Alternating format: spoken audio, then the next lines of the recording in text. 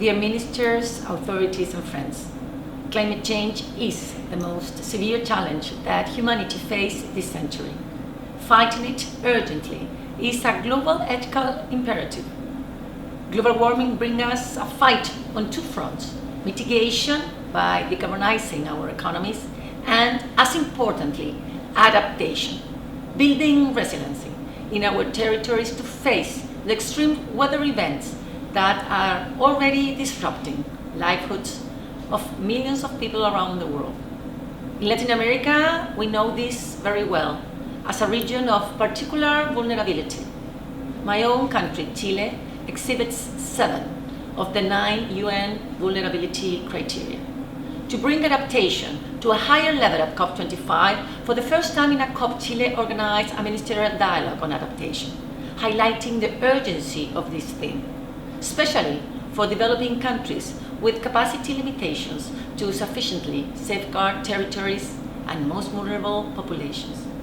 This is why adaptation and resilience are urgent and must be included as a central component of the climate agenda. To work towards this goal, in Chile, our new enhanced NDC published in April last year includes strong measures and commitments in adaptation. It is also part of our climate change framework law, which is now being debated at the Congress and in the development of our long-term climate strategy. One of the biggest challenges on adaptation is the lack of global indicators and measures. Unlike mitigation, where emission reductions can be globally measured, adaptation is mainly territorial, requiring specific actions and indicators that cannot be added. In this context, our presidency warmly welcomes the Ministerial Dialogue on Adaptation Action of the Global Center on Adaptation that can bring a strong support to the adaptation efforts worldwide. Chile looks forward to participating actively in these and future editions of the dialogue. As its title suggests, now is the time for concrete and ambitious action on adaptation. This means updating and enhancing adaptation communications and national adaptation plans, which many countries like Chile have already committed to do this year.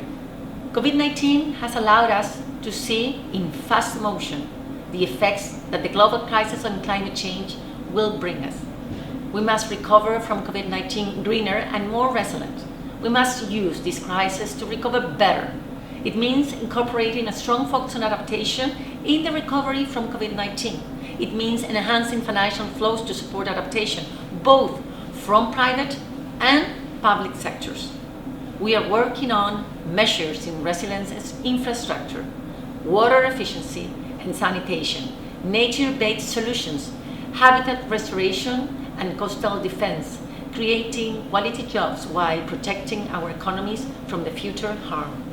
This approach can offer a powerful win-win opportunities to build resilient societies and, at the same time, protecting socio-economic development in the long term.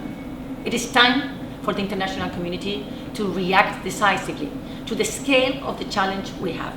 Thank you.